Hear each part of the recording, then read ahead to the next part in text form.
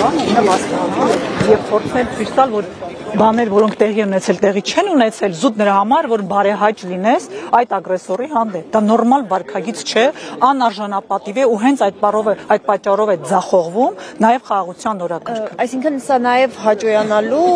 միտում ուներ։ Այո, եւ նրանք դա անում են պարբերաբար, նրանք տարբեր տեքստեր հենց միտված են դրան։ Տիկին Թանդիլյան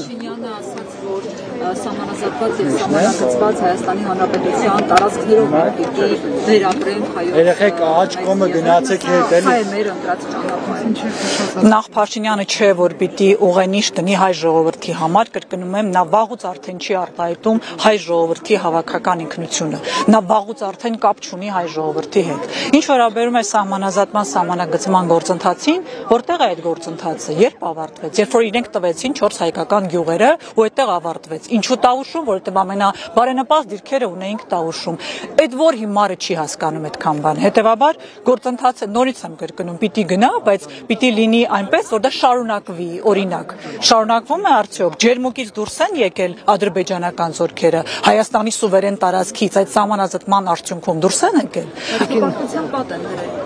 Ճաքած իրենց հպարտության պատը նկատել։ Ճաքած պատի մոտ իրենց ամենաապահով տեղն է լինելու այսուհետ։ Տիկին Թանդիլյան Նիկոլ Փաշինյանի այսօրվա ուղերձում մեկ անգամ կիրառված էր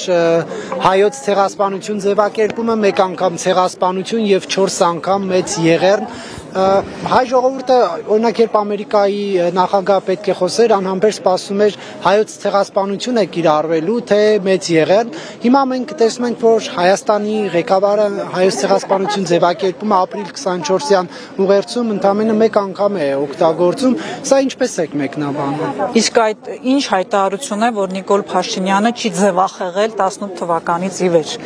7 տարի է, նրանք ամեն տարի մի բան են ասում, այլ բան են ասում, մի տեքստ են օգտագործում, հետո ճիշտ հակառակը եւ այդ ճակերտավոր նախանձելի անհետեւողական վարքագիծը միայն մեկ բանի մասին է՝ պահել իշխանական աթոռը։ Ինչ տեքստ պետք է կարտաբերեն, որ պայմաններում ինչ պետք է կասեն, կարևորը իշխանական աթոռը պահելն է։ Նրանք զավթել են իշխանությունը Հայաստանում արդեն տարիներ եւ իրենց վարքագծով փորձում են զուտ պահպանել իրենց կենսաբանական գոյությունը իշխանության աթոռին նստած։ Խմբակցության քարտուղար Արթուր Հովհաննիսյանը ընդդիմադիրներին ասաց, մոտ չգաք ցեղասպանության թեմային, չփորձեք դիվիդենդներ շահել այս թեմայի հետ կապված, դուք այս սպառնալիքը ոնց եք ընդունում։ Ես նման ստրկամիտ վարքագծով անձանց անգամ չեմ մեկնաբանում, ազատեք ինձ այդ տանջանքից, նրանց արտահայտությունները մեկնաբանել։ Տիկին Թանդիլյան, մեկ այլ թեմային եմ ուզում անդրադառնանք, շարունակում է այսպես ասած հայտարարակ դատավարությունը Ռուբեն Վարդանյանի, այդ առումով ինչ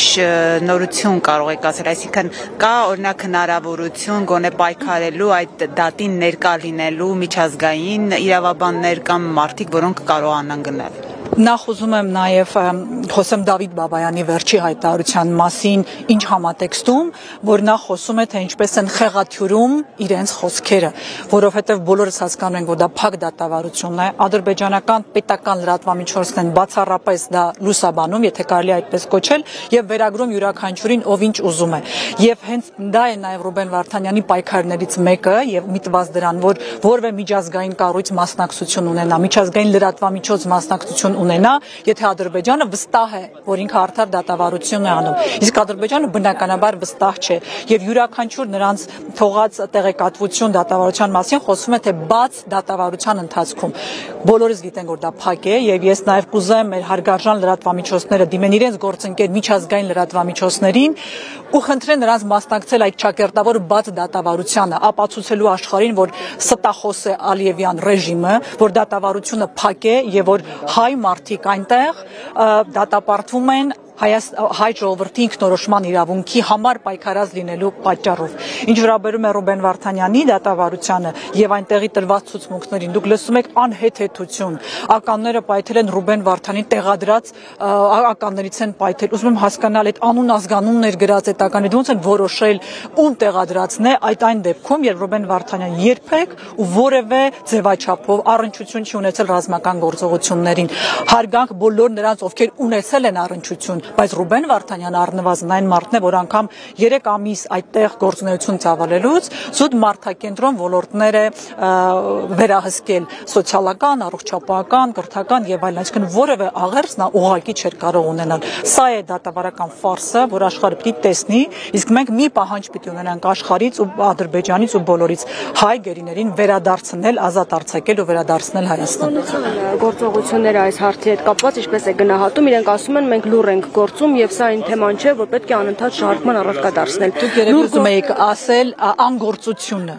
լուր գործել, այս պարագայում լուր չեն գործում, վստահ կարող եմ ասել, որ սա անգործություն է, այդ մասին տարբեր ինստանցիաներ են խոսել, այդ թվում նաև փաստաբանական խումբը, մեր գերիների պաշտպանների խումբը, միջազգային հանրություն, անգամ Շվեյցարիան հայտարարել, որ եթե մեզ դիմեն միջնորդության, մենք դա կիրականացնենք, հասկանալով հանդերձ, որ մենք դիվանագիտական հարաբերություններ չունենք Ադրբեջանի հետ, հետևաբար այո, չեզոք երկրին դիմել հյուպատոսական ծառայություն մատուցելու համար այդ երկրում կարելի էր ու պետք էր, որտեղ է հատուկ բանագնացը գերիների բանակցության հարցով չենք տեսնում խաղաղության օրակարգի մեջ, որ որևէ կերպ այդ մասին նշում չկա, դա այն պարագայում, երբ որ խոսում ենք խաղաղության մասին, նշանակում է փոխադարձ պիտի հայորդիներ եւ եթե Հայաստանում կան ադրբեջանցիներ պահող, իսկ իրենք չկան, ազատ արձակվեն։ Եվ հետեւաբար դա պիտի լիներ պայման սկիզբ խաղաղության բանակցության։ Եթե դա նույնիսկ իրենց օրակարգին մոտ լիներ, ապա այդ մասին կլսեինք, կիմանայինք։ Կրկնում եմ, չեն ուզում հրապարակային 23 ընտանիք կա, որ այս պահին առնվազն 23 որդիներ ունեն այնտեղ գերերորած, թող իրենց հետ խոսեն։ Այդ ընտանիքներին կետ առ կետ ներկայացնեն ամեն օր ինչ են անում։ Մի անգամ հանդիպել են որևէ մեկի հետ։ Ինչ նշանակում լուր։ Կարող է այդ ընտանիքները շահագրգիռ չեն, որ իրենց որդիները վերադառնան, կպահպանեն կոնֆիդենցիալությունն ու լռությունը։ Բայց իրենք ոչ միայն ոչինչ չեն անում, իրենք կրկնում եմ շահառուն են այս վիճակին, նրանք վախ ունեն, որ հայրենիք սիրող, հայկականություն սիրող մարդիկ հանկարծ վերադառնան Հայաստան։ Ռուբեն Վարդանյանն ասում էր, որ այս ամեն ինչը հենց Հայաստանի դեմ է արվում եւ պետք է դա հասկանալ, որ հարցը ոչ թե միայն ես եմ, այլ Հայաստանի հարցն է այստեղ։ Այս գիտակցումը գոնե իշխանությանը չի դրդում ավելի ինտենսիվ հարցը։ Միայն ուղեղով տկարամիտ ու կույրերը չեն տեսնում, որ սա Հայաստանի Հանրապետության դեմ դատավարություն է, սա ընդհանրապես այդ մարդկանց մասին չէ։ Հայաստանի Հանրապետության դեմ գործեր են կարվում եւ ապացուցվում, որ Հայաստանի Հանրապետությունը եղել է հակամարտության կողմ, օկուպացրել է ճակերտավոր Ադրբեջանի տարածքները եւ ագրեսոր երկիր։ Դրա հետևանքը գիտեք որն է։ Կապիտուլյացիան վերջնական մեզ զրկելու ինքնապաշտպանական մեր իրավունքից ու նմանատիպ այլ դրույթներ կիրառվում են ագրեսոր երկրների հանդեպ։ Ադրբեջանի հիմա քայլ առ քայլ հասնում է այդ նպատակին։ Այդ ինչ են դրել իրենց մտքում, որ չեն իրականացրել։ Եթե մենք դա դեռ չենք տեսնում, այդ դրա մասին էր խոսում Ռուբեն Վարդանյանը, նա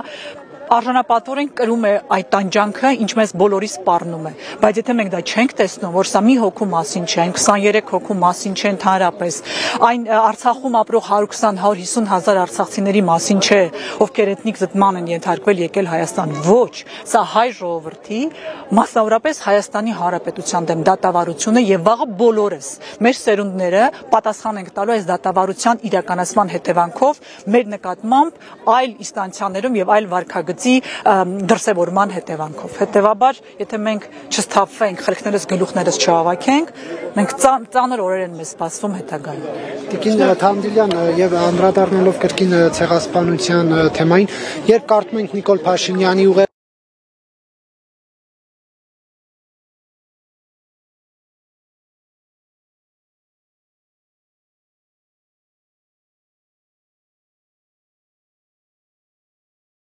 ենք տեսնում,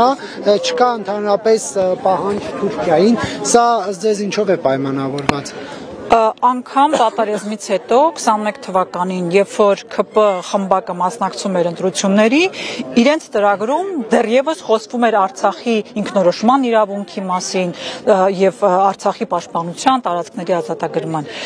Ոչինչ չէր փոխվել դրանից հետո։ Իսկ պատերազմից հետո ենք խոսում, չեմ ասում դրանից առաջ արած հայտարարությունների մասին։ Նրանք օր առ օր նահանջում են, նվաստանում են, հետ են քաշում հայկական պահանջատիրությունը, դրանով հնարավորություն տալով ագրեսիայի շարունակությանը։ Սա դրա մասին է եւ նորից եմ ուզում ասել, նա ամեն բառ, ինչ բառի կարիք կա, պատրաստ է օգտագործել։ Դրա համար ընդհանրապես բառերը նշանակություն չունեն։ Խոստումը նշանակություն չունի։ Դա անհնարին է նրան այլևս հետևել եւ ամոթ չզգալ, որ այդ անձը աշխարհում ներկայացնում է Հայաստանի Հանրապետությունը։ Եթե դեռ չենք ամաչում այդ փաստից, ուրեմն մենք լրիվ կորցրել ենք մեր ինքնասիրությունն արժանապատվության զգացումը։ Շնորհակալ։ Ես